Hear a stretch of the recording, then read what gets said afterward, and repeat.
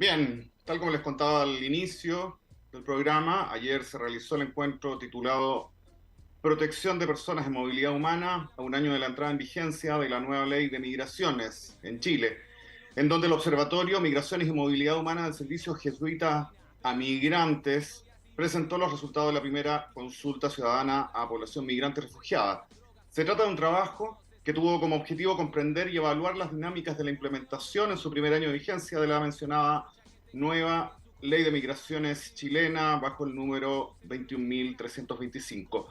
El observatorio declara con este trabajo que se busca generar un diagnóstico de las posibilidades de mejora de la capacidad del Estado chileno de acoger, especialmente a la situación de personas migrantes que buscan protección internacional. Se trata de un trabajo coordinado por el Servicio Jesuita Migrantes, en el que participaron las universidades Alberto Hurtado, Santiago de Chile y Arturo Prat de Iquique, con el apoyo de ACNUR, de la Embajada de Francia en Chile, con la contribución de la Delegación Internacional para la Cooperación con América del Sur, además de las organizaciones Infomigra, Asociación Venezolana en Chile y de la Coordinadora Nacional de Inmigrantes, Migrar es un Derecho.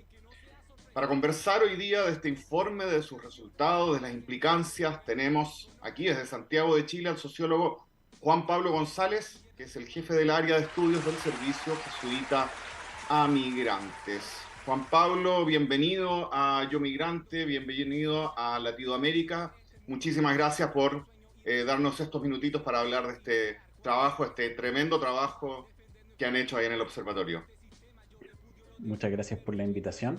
Estoy muy honrado de poder estar aquí y poder conversar de los resultados, que la idea es que se puedan socializar lo más posible. Así es, bueno, para iniciar esta conversa, para ponernos en contexto para quienes nos escuchan de diferentes lugares, sobre todo de Latinoamérica, aquí en Latinoamérica, cuéntanos un poquitito, porque la nueva ley chilena de migraciones entró en vigencia el año pasado, fue sancionada, eso sí, en 2021 y viene a reemplazar un decreto ley, si no me equivoco, de 1975, con todas modificaciones que se habrán hecho en el camino, pero ¿cuáles son las principales características de la nueva ley que entró en vigencia? Y luego, bueno, ¿cuáles son las principales características de este trabajo que ustedes llevaron adelante? Bueno, la entrada en vigencia de la nueva ley de migraciones, que fue como un proceso bastante largo, de hecho, que fue una conversación que empezó principalmente para hacer un poco de orden frente como a los nuevos procesos migratorios. Chile históricamente ha sido un país más expulsor, es decir, más chilenos salen de los que extranjeros entran, y esta lógica empezó a cambiar. Y ahí se empezó a discutir cambiar el decreto. Y bueno, o sea, hay varios cambios, pero hay tres que son fundamentales. El primero es la creación del Servicio Nacional de Migración. Anteriormente teníamos el Departamento de Extranjería y Migración, y eso, en términos simples, es básicamente aumentar las atribuciones y la capacidad de acción que tiene la institucionalidad migratoria. Es un proceso que obviamente sabemos que no va a tomar un año, pero ya se están sembrando las primeras semillas al respecto. Lo segundo, que también es muy importante, es que esta ley tiene y reconoce derechos migratorios. Reconoce el derecho al acceso a la salud, igualdad de condiciones nacionales, procedimientos justos y racionales en todos los procedimientos que tienen que ver con el Estado, que eso no estaba en la ley la antigua. El decreto era bastante escueto y no reconocía muchos derechos. Sin embargo, estos derechos preexisten un poco a esta nueva ley en la medida en que han sido reconocidos desde interpretaciones constitucionales, etcétera. Y finalmente crea un acercamiento entre el sistema migratorio y la protección humanitaria, al integrar visados para personas víctimas de tráfico, víctimas de violencia intrafamiliar y de género, que constituyen un gran avance en comparación con lo que había antes. Así que eso a grandes rasgos es lo que cambió. Y también se integró un artículo que despenaliza en la migración irregular en Chile, es decir, no es constitutiva de delito. Sin embargo, los resultados que eso tuvo son un poco complejos, porque precisamente al no ser delito no va a instancias judiciales, o sea, no va a las cortes y por lo tanto no están las mismas protecciones legales de asistencia letrada y un montón de cosas. Entonces, si bien es un avance en términos de como la comprensión que tiene el Estado de la migración, el sistema judicial chileno no supo cómo reaccionar a esta situación. Eh, Así que esos son los cambios principales. Y bueno, como te das cuenta, son varios cambios. Lo que nosotros tratamos de integrar en nuestro análisis es que precisamente son cambios que hablan sobre derechos, sobre vidas de personas. Cuando tú cambias, por ejemplo, visados, cuando tú cambias, y en un contexto donde gente está en movimiento, y obviamente el caso de Venezuela es como el más bullado, hay como mucha prensa sobre eso, pero no son los únicos. De hecho, también está el exo haitiano, la zona sur de Colombia, donde se mantiene la violencia política. También tienes, bueno, lo que está sucediendo en Perú, y todos esos son factores de expulsión. Entonces, el continente es una zona compleja. Personas que salieron, por ejemplo, entendiendo el proceso migratorio con el decreto, están llegando a Chile con información desactualizada y se dan cuenta que ya no se pueden hacer ciertas cosas que no se podían antes. Entonces, el tiempo es esencial. Empezar a analizar, empezar a pensar cómo estamos reconstruyendo nuestra política migratoria frente a este contexto humanitario es de primera importancia para poder detener los errores de implementación y los problemas de, digamos, que puedan surgir de la interacción de normas lo más rápido posible. Entonces, generamos una batería de como diagnósticos, que son 4 metodologías que tienen que ver con una consulta ciudadana migrante sobre más o menos apreciaciones y conocimientos que tenían las personas, que ahí encontramos que muchas personas no, en algunos casos ni siquiera sabían que había una nueva ley. Eh, y ya hablando de como detalles más finos, también había como mucho desconocimiento y mucha falta de instancias de diálogo y de socialización de la nueva ley. Hicimos también foros con comunidad migrante para hablar, digamos, de como experiencia más fina, una experiencia más cualitativa, más sobre el relato, que también es súper importante para entender una ley. También análisis jurisprudencial, que tiene que ver con cómo los tribunales están entendiendo la nueva ley, y también se hizo un trabajo sobre eh, comparación con la política pública latinoamericana. Y ahí comparamos con Perú, Colombia, Argentina y Uruguay. Y eso fue como la base de lo que hicimos. Vale decir que la muestra incluye 2.000 personas, 2001 creo que es el número, y diversas ciudades también de Chile, que es importante eso, desconcentrar también el acceso a esa información de primera mano. Sí, por supuesto, por supuesto. De hecho, eso fue, como tú bien dices, es muy importante desconcentrarlo porque Chile tiene una concentración migratoria y, bueno, demográfica en general, altísima en Santiago.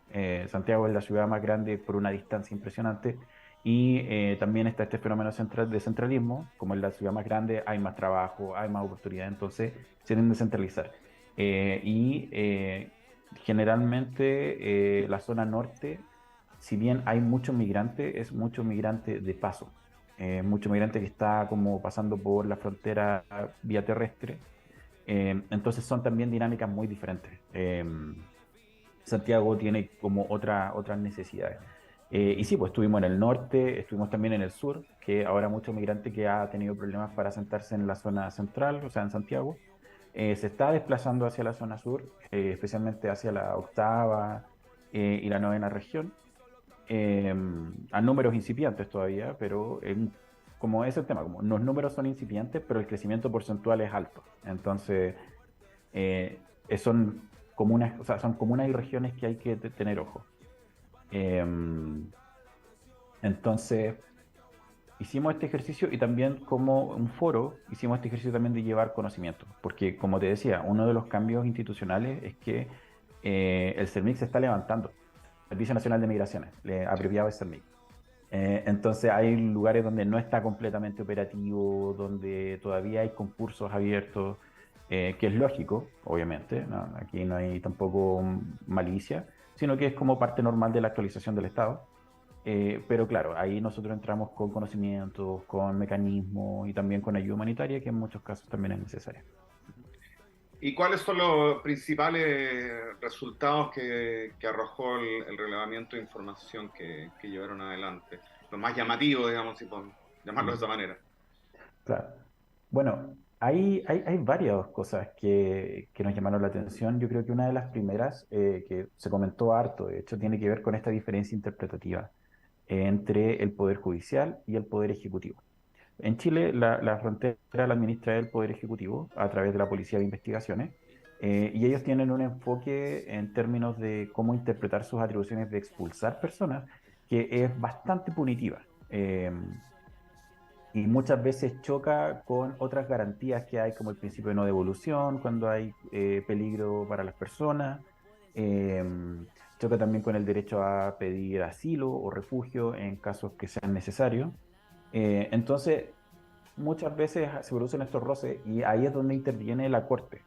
Entonces nosotros examinamos la Corte Suprema, que es el tribunal máximo chileno, el tribunal de última instancia, y si bien la jurisprudencia no es vinculante en Chile, sí tiene esta capacidad de como permitirte complejizar un poco cómo entender una ley, porque la ley siempre es interpretativa y la Corte Suprema tiende a ser un buen árbitro junto con la Contraloría. Y por ejemplo, la Corte Suprema tiene un enfoque mucho más complejo, tiende a integrar derechos de refugiados, incluso en situaciones migratorias, y tiende a reconocer mucho más conceptos. Por ejemplo, hay una sentencia muy interesante donde ellos acogen un recurso de protección y dan vuelta a una expulsión, se anulan el decreto en base al COVID, reconociendo el COVID como una afectación y una amenaza a la vida y diciendo, bueno, si expulsa a estas personas, queda en frontera, y llega el COVID, se muere, entonces obviamente el principio de proporcionalidad indica que como la falta que está cometiendo esta persona no amerita poner en riesgo su vida. Eh, entonces, esta clase de como choque de interpretación se está volviendo cada vez más común. Y de hecho, la judicialización, que es decir, que migrantes reciben una orden y generan una demanda ante el Poder Judicial, está creciendo, por lo mismo. Eh, lo otro que también encontramos fue una rigidez institucional, que era esperable, pero al mismo tiempo las raíces de por qué existe esta rigidez son interesantes, que es como la idea de crear el CERMIC y superar al antiguo departamento es también generar mejores protecciones, generar una institucionalidad más garantista, o por lo menos eso era en el papel. Sin embargo, una de las razones por las que esto no ha pasado tanto es porque el CERMIC tiene problemas de financiamiento. De hecho, el presupuesto del año 2020 al 2021 hubo una disminución importante en un momento en que la migración estaba aumentando. Entonces, ahí hay como un error de cálculo político importante. Y también se mantienen ciertas lógicas. El Estado chileno tiende a ser bastante discrecional con sus atribuciones. Entonces, ¿qué es necesario dentro de ciertos márgenes? Pero muchas veces estas atribuciones discrecionales tienden a la arbitrariedad, porque no hay protocolos, porque no hay decretos, que no son normativas, son normativas, digamos, más sectorial, más pequeña, por decirlo de alguna manera. Entonces, ahí muchos funcionarios no tienen, por ejemplo, un protocolo de ejecución en caso de qué pasa si estoy en una frontera, por ejemplo, y llega una persona sordomuda que está tratando de entrar por paso no habilitado. ¿Qué hago? ¿Cómo hago esta situación? ¿Cómo me comunico con él? La codificación no está o no es conocida por los funcionarios. Entonces, ahí hay como varios problemas de conocimiento, de interacción entre leyes, que, digamos, complejizan esto. También, Pero, bueno, lo que... Dime, Felipe. sí, no, te dejo terminar y te pregunto. Claro.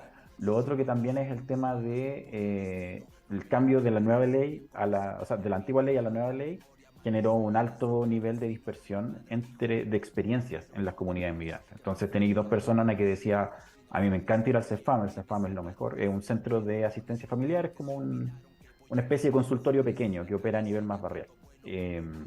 Y me encanta ir al CESFAM de mi comuna y la otra persona que es de la misma comuna y que va al mismo CESFAM te dice, yo lo detesto, no me dejan atenderme, me cobran por todo, es horrible.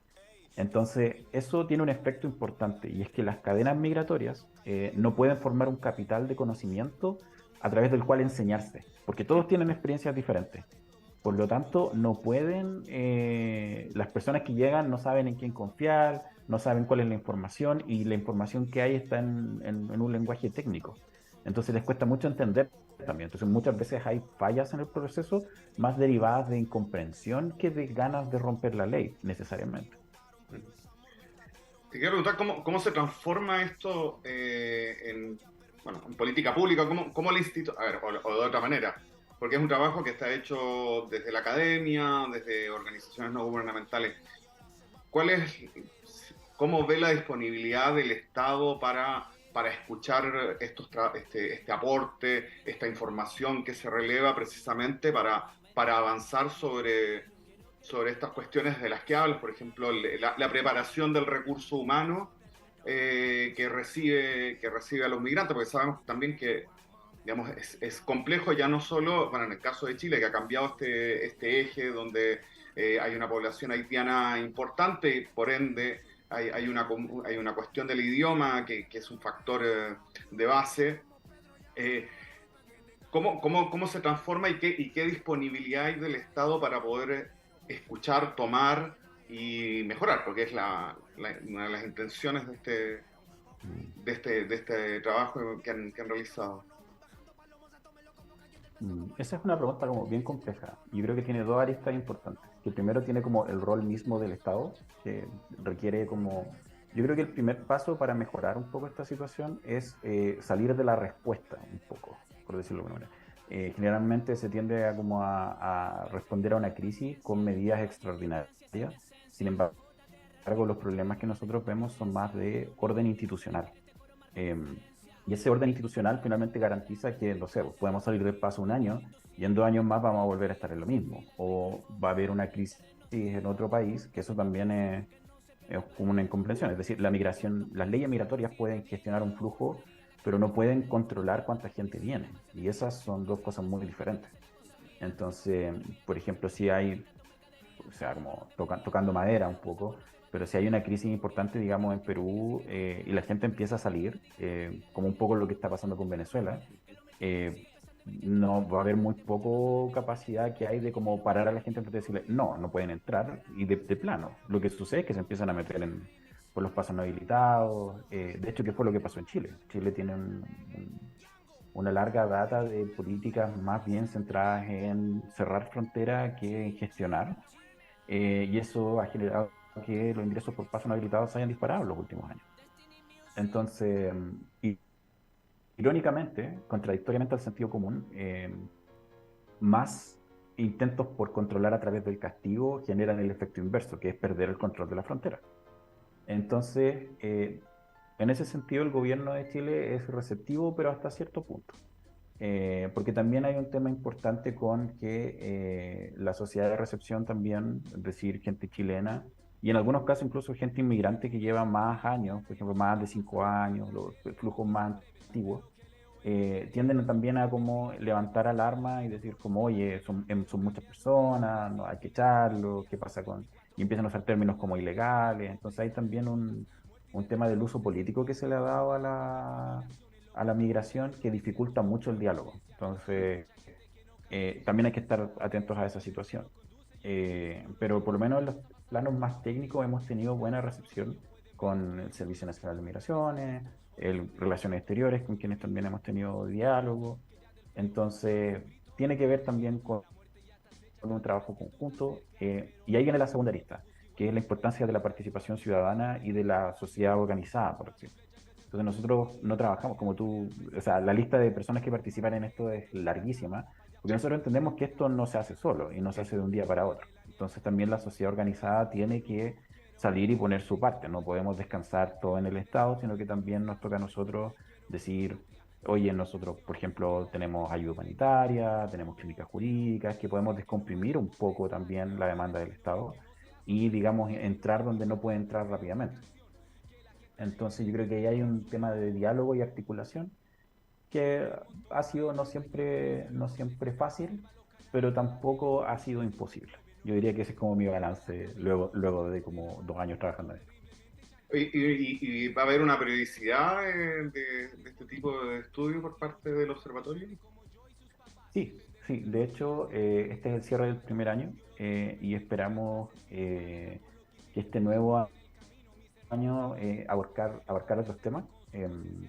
Desde ya estamos viendo la situación de infancia no acompañada en frontera, estamos hablando también de acceso a derechos, em, Pero como toda instancia participativa, también estamos como trabajándolo con nuestros socios, qué están viendo ellos, qué información nos llega. En ese sentido, los equipos de apoyo social que tiene el Servicio Jesuita, de apoyo social y jurídico, son un ítem invaluable también en orientar la mirada, porque la investigación tiene que estar orientada siempre a las necesidades de las personas. Así que sí, esperamos tener otro seminario de cierre de año lo que queda en diciembre este año. Perfecto. Para quienes quieran acceder al informe en detalle, leerlo, ¿dónde lo pueden encontrar? Tenemos la página web del observatorio, que es www.observatoriomigraciones.cl. Ahí está todo. Nosotros trabajamos con bases de datos oficiales, así que también pueden revisar todos los resultados que nosotros tenemos de su propia mano. Y también tenemos disponibles los resultados de la primera consulta ciudadana migrante para que puedan revisar también. Hay varias preguntas, varias cosas que por tiempo tenemos que dejar fuera. Pero échelo, no, pues está bien entretenida. También está la página migracionenchile.cl, que esa es del Servicio Jesuita, que también tiene investigaciones, tiene también el anuario estadístico que estuvimos trabajando, que es un compilado de la información estadística disponible sobre el flujo migratorio en Chile. Juan Pablo, te quiero agradecer estos minutos que nos has dado por tu amabilidad. Bueno, vamos a estar, por supuesto, al pendiente del trabajo que hace el servicio en general, en particular el observatorio. Así que, bueno, muchísimas gracias. Tu casa acá, la casa del observatorio, para conversar. Hay muchísimo para seguir conversando, pero bueno, espero tengamos una nueva oportunidad. No, muchas gracias por la invitación. Siempre es agradable y bueno, somos buenas amigas, así que también. Ojalá tengamos otras oportunidades para seguir conversando. Cualquier cosa siempre disponible. Bueno, muchísimas gracias y te voy a invitar para cerrar la columna, a ver si escuchamos unos minutitos que sea, esta versión nueva de 2 minutos de Ya no sos igual con Trueno. Así que, Qué grande 2 minutos, qué bueno, grande. muy bien. Muchísimas gracias. Nos vemos. Muchísimas gracias. Chao, chao.